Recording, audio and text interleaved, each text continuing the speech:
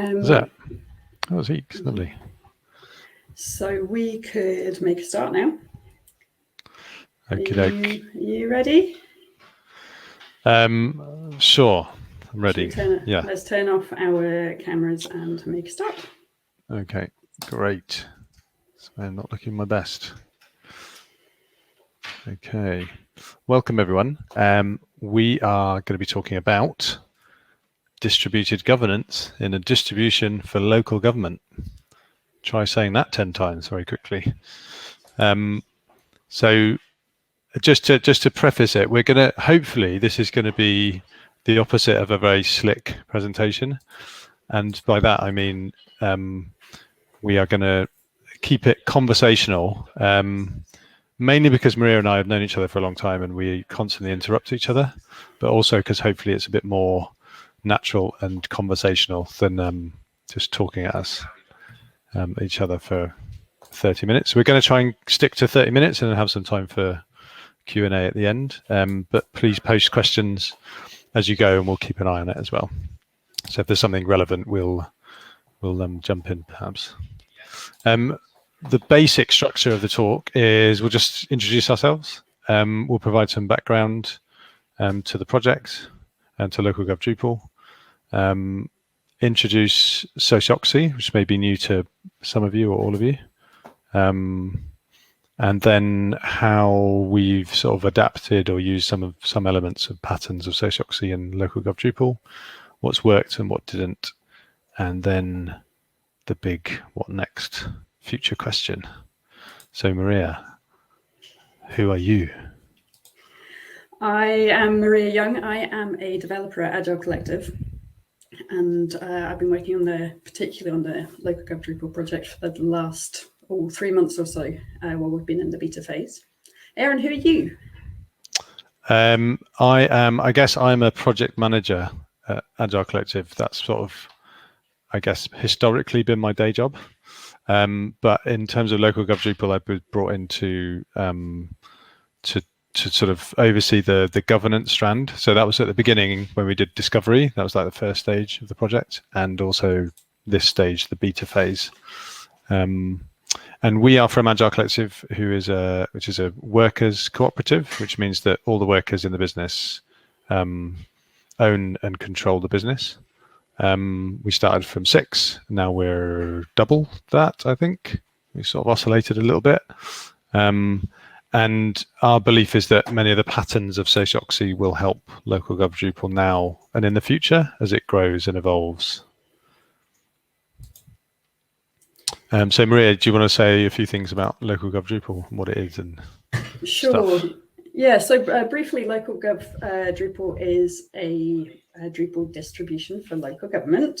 I assume most people know what a distribution is, maybe not. It's a bundle of code and configuration, which allows for a particular type of site to be set up very quickly, much quicker than building it from scratch.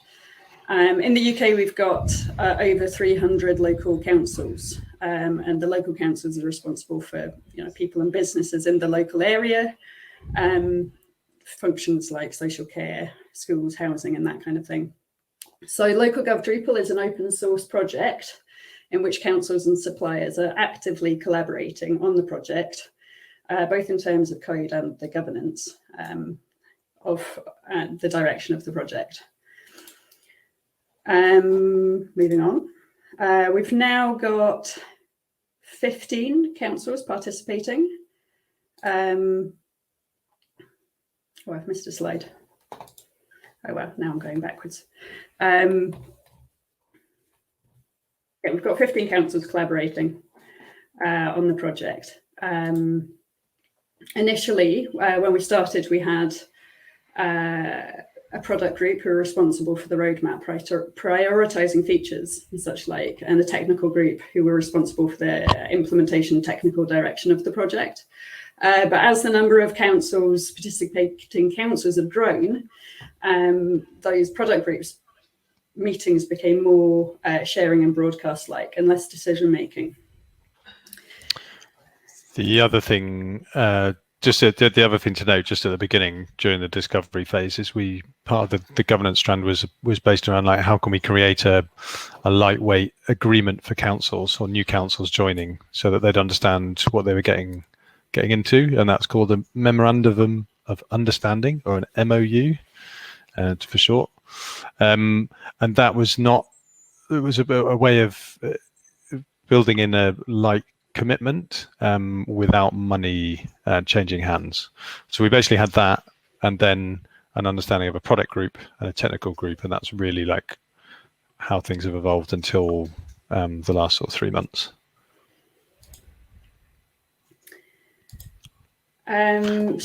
Yeah, so the big question has been, so how are we going to scale up from a few councils to, you know, hopefully 50 or 100,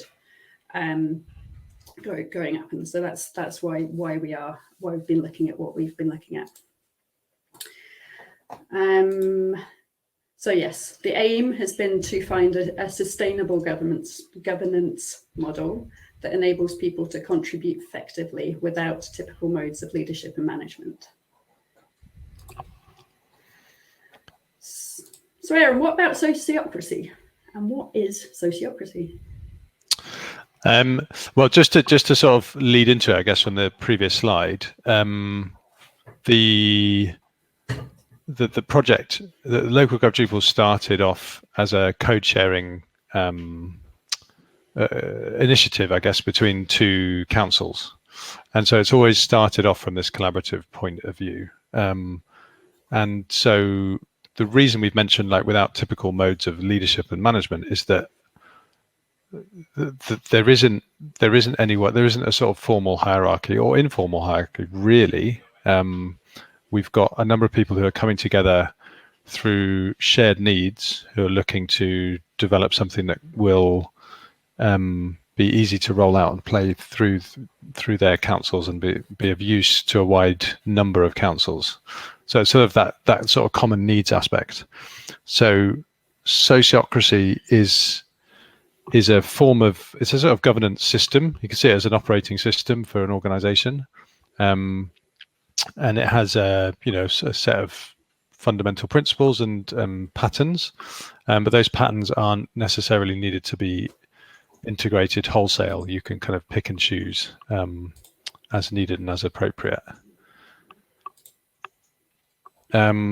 Just to go back to like where this came from. So Agile Collective, as we mentioned, is a workers' cooperative. So we've always worked collaboratively and non-hierarchically. But when we were 6 of us, when we started out, we could do that collectively. It was pretty easy to get 6 of us in a room or on Zoom or whatever, and make decisions together and figure out what we were going to do. As we grew, that became more and more unwieldy. So what we were looking for was a way to grow, and a model that would be able to allow us to grow sustainably without constantly reinventing the wheel, enable us to get on with doing the stuff, but also as equally sort of really share the power and responsibility of running the business together, and equalize some of the dynamics around, some people being louder or more vociferous and some people being quieter. So sociocracy sort of provided a lot of that. I don't think it's a silver bullet. We've still got problems, but it's been a step change for us as an organization, and we don't have to constantly go back and look for another model. This is something that will grow as we grow. So we saw a lot of those same problems or questions in the LocalGov Drupal project and where it was. So we thought it was worth trying. Yeah, nice connection. Thanks. So just for, I'm not going to spend too much time on the history, but basically, sociocracy's been around for quite a long time. Mid-19th century is when it was sort of created. It was sort of developed in the middle of the 20th century by part of the people in the Quaker movement in the Netherlands, and was brought into the business world by Jared Endenberg, who set up the Sociocratic circle organization method. So he sort of really brought things together in a practical handbook, I guess, or a system of governance. And it's sort of snowballed from there. And now there's lots of different organizations that are training in sociocracy and providing training, like Sociocracy for All, Ted Rao and Jerry, and also Sociocracy 3.0, which is integrating lean and agile principles as well. So again, like a very good fit. Sociocracy is very widely used in a number of areas. So community groups, co-housing groups, businesses, schools, and elsewhere as well. The sort of simple, like one-liner, I guess, is like power is distributed with the work. Sociocracy literally translates to those who associate together, govern together. And it's based on a few principles. So if you go to the next slide, Maria, I'm going to keep us moving so we can get to the Q&A. So the starting point, I guess, is a shared purpose, which any organization needs. So that's not particularly special to Sociocracy.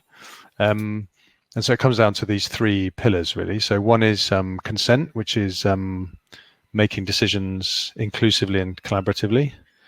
And Maria's going to go into like just how that works in a little bit more detail in a minute. Organizing in circles. So a circle is a small team or a department, but that team or department has its own autonomy to make decisions and do the work it needs to do. So in an organization like Agile Collective, that would be, a support circle, the finance circle, people circle for HR-y things, projects delivery, business development. So all of those are, have their own autonomy, and their own people within those circles have the autonomy to make decisions on those areas of the business. So it means that we're not constantly coming back together and collectively having to decide every last thing, which is maybe a difference with an organization that may be organizing through consensus, which we found doesn't scale. The third aspect is lead, do, measure. So that's more about that constant feedback loop that you need to, once you're sort of trying something out, making an agreement together, doing the work, and then reflecting on how that's gone and whether that's made any improvement. Jared Endenberg was a big he was an engineer, so he was fascinated with the engineering principles of input, transformation, and output, and measuring changes where possible. More recently, so Sociocracy 3.0, they've sort of broken this down into seven key principles, which you can see there. I'm not going to go into them in too much detail. I think some of them are fairly self-explanatory, like continuous improvement and transparency. The ones that we're going to focus on are consent, equivalence, and effectiveness. So they were sort of the three that I think were most pertinent and relevant to this stage of LocalGov Drupal's evolution. But the other thing to note is that one of the reasons that Sociocracy kind of fits nicely is it connects very well with the local digital declaration, which a lot of councils have signed up to, as well as the Agile Manifesto. So there was a lot of crossover. It felt like quite a natural fit. So, Maria, I may have forgotten some things, but I'm sure you can add to it. Do you want to talk through like what's happened in LocalGov Drupal and the sort of experiments with Sociocracy? Sure. In the beta phase? So about 3 months ago, towards the beginning of the beta phase that we are now at the end of, we began an experiment introducing some elements of Sociocracy into the project. I'm going to talk through some of them, not all of them. The first that Aaron's spoken a little bit about there is consent for decisions. So a good way to describe consent is good enough for now and safe enough to try, finding a solution that's safe to move forward with. So it gives us consent gives us a very structured way to make decisions collaboratively, which seemed essential for a collaborative project. So it encourages movement, often in sort of small incremental steps, because we're more likely to pass a proposal, find a safe proposal that's small, and then we can iterate on it. So I'll just talk very quickly through the steps that go into consent. So one way or another, someone brings a proposal for a solution to a problem that we're trying to deal with. That might be made. They might have just thought of it in the shower, or you might have collaborated on forming it in the meeting. But a proposal comes to the table. We do a round, so we ask each person in turn if they've got any clarifying questions to make sure that they understand the proposal that's being discussed. Once they've understood it, we ask for their reaction, quick reaction on it. So that's a moment for you to express your emotional feelings about it, whether you love it or you don't think very much of it really. Then the crucial step is testing for consent. So in this round, we ask each person in turn, do you have any critical concerns with adopting this proposal? And a critical concern is one that's going to compromise the aim of the group or the wider project. It's not, I don't like it, or it's not my preference, but it's one that's actually going to disrupt the work that we're trying to do. So with that in mind, we welcome critical concerns when they come, because they're crucial to getting to the ultimate, fulfilling the ultimate aim of the group. So we welcome them. I was going to say, Maria, have you got an example? Yeah, I've got an example from the content lifecycle working group, in which we were defining Drupal roles basically to go into the content lifecycle feature. We were discussing what to call each role, and someone made a suggestion. Can't remember all the details of it now. And while we were testing for consent, someone raised the concern that the role name that had been suggested, which was author, would conflict with Drupal's terminology, authored by, and might cause confusion to the end users. And that was, clearly, it was a good catch. We hadn't thought of it before, and so we amended it, and the proposal was passed. The final result wasn't something I'd always dreamed of or anything, but we did find something that we could all live with, and that was good enough. Okay. Yeah. So I guess on the next slide is the sort of one-line description of what consent is, or the definition. So consent is not agreement. The agreement would be consensus. It's about acceptance. So finding something we can all live with. So it may not be our personal preference. So if you put 10 people in a room and try and figure out what everyone's personal preference is and find overlap, you'll find that Venn diagram is very small in the middle. If you look for what people's range of tolerance is, what they can live with, then you'll find the space there a lot bigger. So that's sort of the underlying principle, really. Thanks. Yeah. Do you want to talk about working groups? Yeah. So working groups. I just mentioned one of them. We introduced the idea of working groups, which are essentially the circles that Aaron was referring to a few slides ago. But they're temporary circles put together to research and develop specific features. So the working groups would meet to define what that feature needed and feed that into the funded team when we had one, and then help us test that feature as well. So we had the content lifecycle working group who were looking at the requirements around workflow, content moderation, scheduling, etc.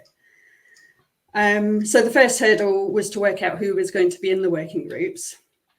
We really needed councils to be the key members, and ideally members from multiple councils, to ensure that we were developing something that was useful to the whole project and not just to one council. And we also really wanted to have people from product owners, content designers, various disciplines to be there to make sure we were designing something good. So the content lifecycle working group had 4 council representatives, product owners and content designers, and we had 2 developers and a couple of other people from the LocalGov Drupal team. Okay, moving on. The aim and domain is what the goal. The aim is the goal of the working group, and the domain is the area it's got authority in. So these are like the first step of setting up a working group. Once you've got people in the room, is to define, what we're doing. And without it, it's easy to become unfocused, as Oliver mentions here. Oliver was involved in that content working group. I think the other, I was going to say, sorry, Maria, I think the other thing to note is that when you don't have a clear aim or a goal, it's difficult to come to agreement and make decisions. So that's why that sort of thing is very important. Yeah. So an example from that content lifecycle working group was to design and specify and oversee the implementation of a common content governance model in LocalGov Drupal. And the domain was to gather user needs, liaise with technical developers, test and accept the work, and document the feature. So it's quite specific and clear what to be working on and when that work is done. Mm-hmm. Aaron, do you want to talk about how we worked with circles in the sort of operational management? Yeah, so I just wanted to give a picture of like how things are now, more or less. I wouldn't say this is like super accurate or anything like that, but it kind of gives you a sense of the different groups that are involved. So a recent addition is the steering groups. That's really responsible for the long-term strategy of the project, and say more focused on governance. And then we have the product group and the technical group, which are more focused on the product itself. The product group has sort of evolved. The idea initially is a small group of people who are managing the roadmap. That has grown now to more of a show and tell for any interested stakeholders. So that's something that's going to be revised in the coming weeks. The technical group has been rebooted with a clearer aim and domain as well. And then we've got the working groups on the left, which come out of the technical and product groups. They exist on their own autonomously, and they're working towards the right specification to provide for the funded development team at the moment. As we move forward, that funded team may be different and may be a mix of core team plus developers from different councils. But we'll talk about that in a bit. I think the key thing to note is that a lot of the key principle of this was like co-creating the groups together. So what their purpose is and what their domain is. I think we could have written the description up front, and that would have been quicker. But we felt it was really important to bring everyone along with us. So a lot of the people who are focused on it and working on this, full time or mostly full time, they're kind of a lot ahead. And you've got people in councils who are sort of dipping in and out. So it was important to sort of slow things down a little bit for that core team and bring people up to speed, working together. Have I missed anything, Maria? No, that's great. So we're going to talk a little bit about what we thought worked well and what hasn't worked so well, or what we're not sure about yet. And as Aaron mentioned some slides ago, we've been focusing on these 3 areas of equivalence: increasing equivalence effectiveness and improving our collaborative decision making as we get bigger. So.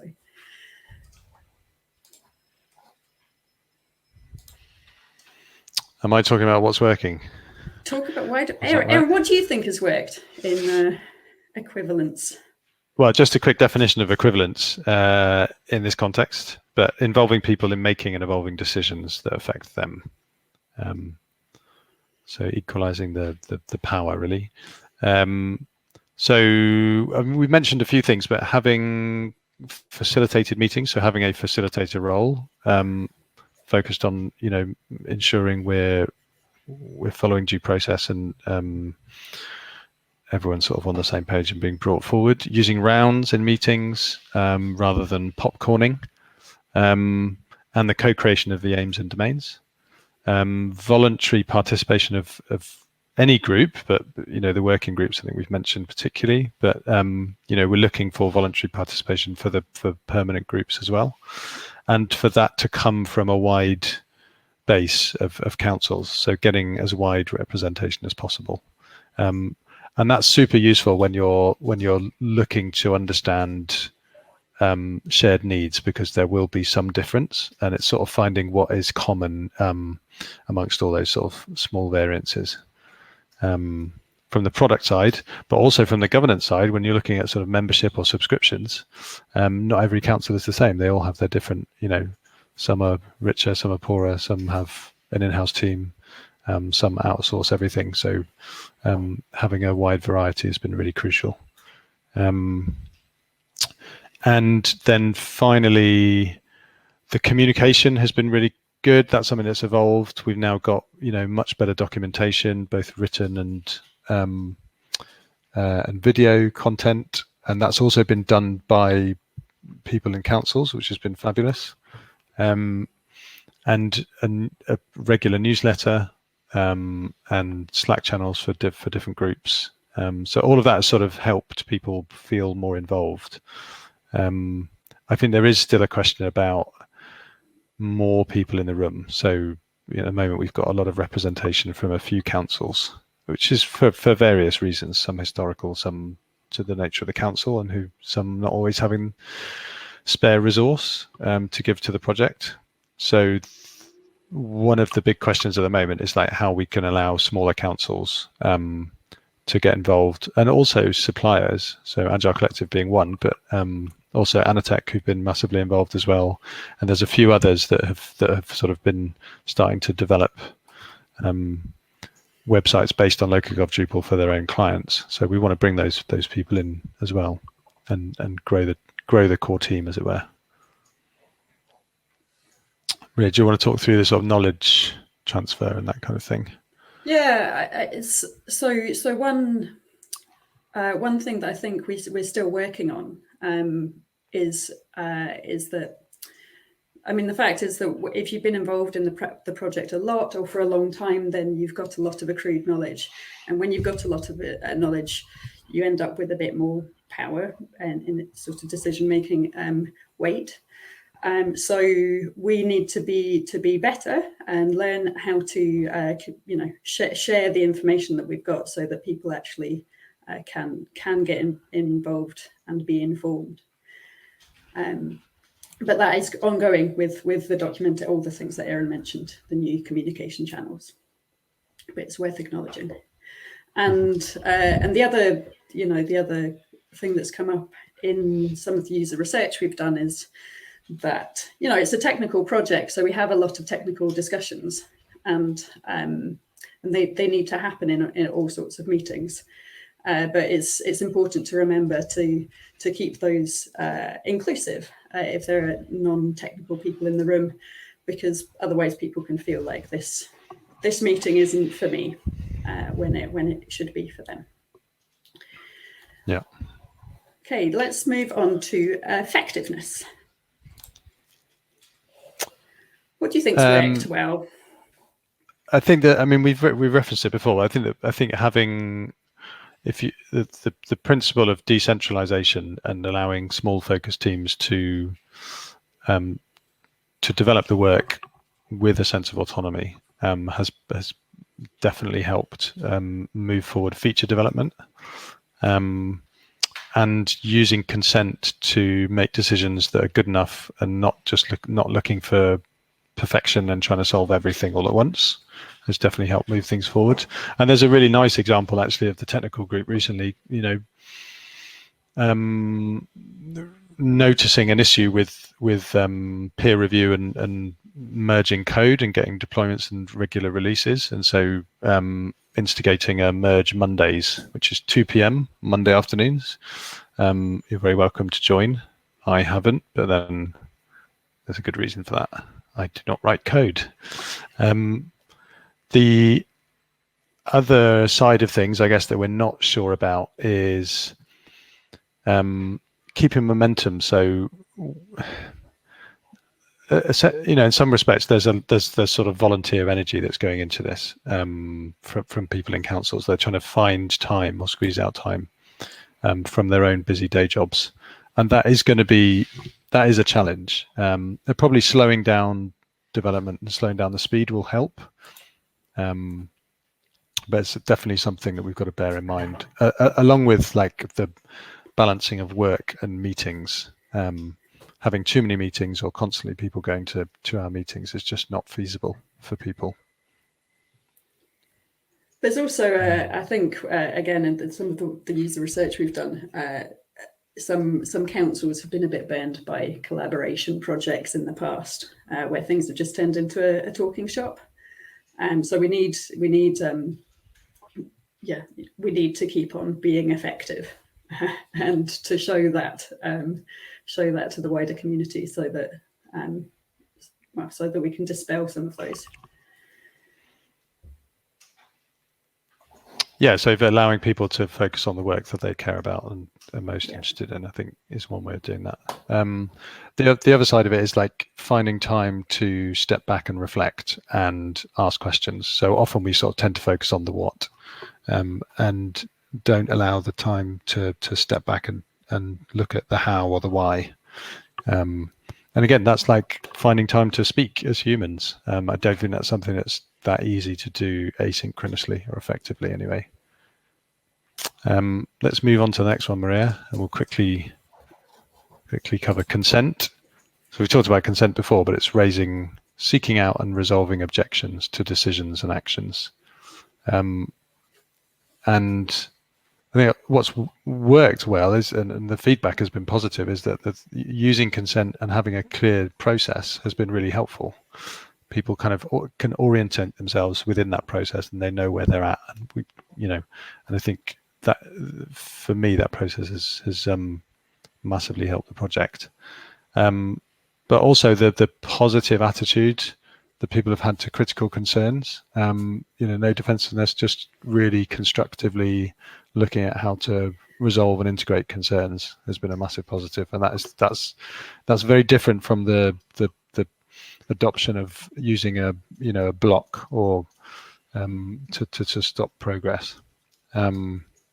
We mentioned facilitation. I think good facilitation in meetings obviously really helps the people to participate fully in those meetings and in those decisions. What we're not sure about. Do you want to talk about the product group, Maria? Sure. Yeah. I mean, so with the product group, basically the transition from the old model that gave the product group most of the decision-making power to this more decentralized one we haven't finished it yet. The product group itself still needs to define its aim and domain and figure out how it's going to work, because consent in a very large group is much harder. It's not impossible, but it takes a lot more energy. So this is why this decentralized model is important. Trickle decision making down to the most specific area that's safe. So that's hopefully just around the corner. Yeah. Decisions made out of sight. So inevitably, some decisions are made out of these meetings where we've got a facilitator and such like. For example, tech decisions get made in the issue queue. Features are built or prioritized without going through the sort of due process. And we really don't want to halt progress. And in fact, we applaud effort, but we need to be aware of the effect of making decisions. So a recent example, we had a technical feature request, which had been framed as an issue in the issue queue. It had been there for ages.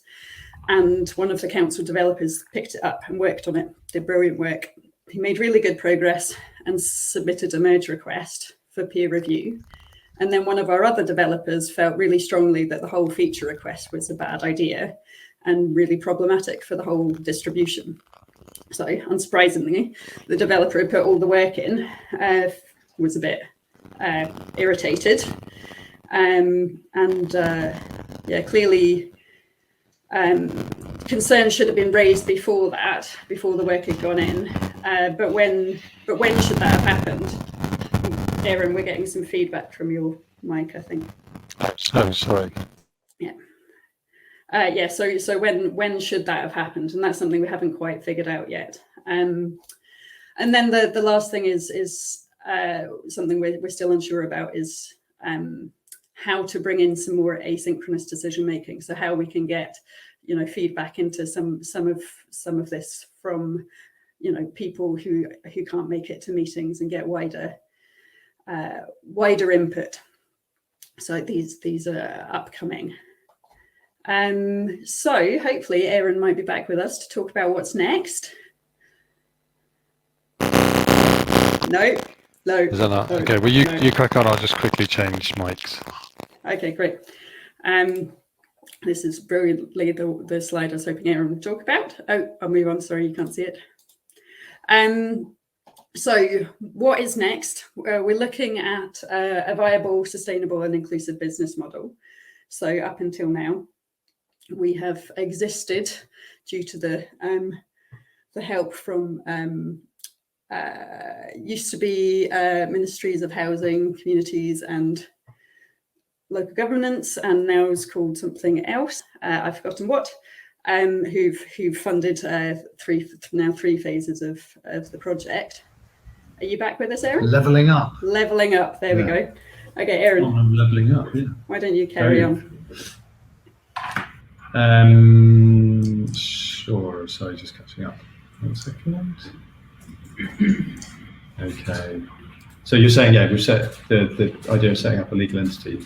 So the circle on the right is the concept of membership, basically the wider group. So being lesser or greater involved, but always being, as a member or a stakeholder. So whether that's a supplier like Agile Collective or Outtakes, or the councils, or indeed an individual. We've got Dan Champion, who's been working with one of the councils on their theming. So all of these people or groups have the potential to become a member, and one of the, so in terms of the business model, looking at subscriptions or membership fees, to transition away from solely a centrally funded model to one that's more sustainable. And another aspect to that is also potentially like consultancy, selling some consultancy through LocalGov Drupal. The arrows there sort of denote the sort of, thank you for clarifying. The arrows sort of denote the crossing over between the operational sphere on the left-hand side, so the legal entity, and the membership group that exists and has the possibility to have a say and input into various aspects of the project, whether that's the roadmap or the governance or communications. So the idea is that we have a central, potentially a core central group that's sort of coordinating rather than managing the organisation, and then input from a wide variety of the members as they can and are able to. So it's that sort of two-way feedback that is sort of the ideal at the moment that we're thinking of, and really that's just to sort of capture and keep going the collaborative spirit of this project. Like the feedback and from the research was really clear. Like people don't want this to just be another SaaS business model or something. Like we wanted to keep that original intention and spirit, and that's what makes it special. And that's what is one of the reasons why LocalGov Drupal has been so successful in the last couple of years. We should wrap up, Maria, so we've got a little bit of time for questions. So we thought we'd leave on this lovely quote from Courtney, who's involved this year, and just talking about collaboration and the value of it. And I think for a lot of people, that has been the single most enjoyable aspect of getting involved, as well as the obvious benefits that it brings a council who don't have to reinvent the wheel and spend hundreds of thousands of pounds or thousands of pounds on a new website that's basically doing the same as what everyone else's website is doing. Sharing those needs and having those shared features in a distribution, and having a say in how that distribution is managed, is a step change in this area, in this sector. Thank you very much. You can get in touch with LocalGov Drupal on Twitter, via email. We've got Slack. We've got GitHub. Maria, any final words? No, I don't, but maybe let's stop sharing our screen and show our faces and see if anyone's got a question. Okay.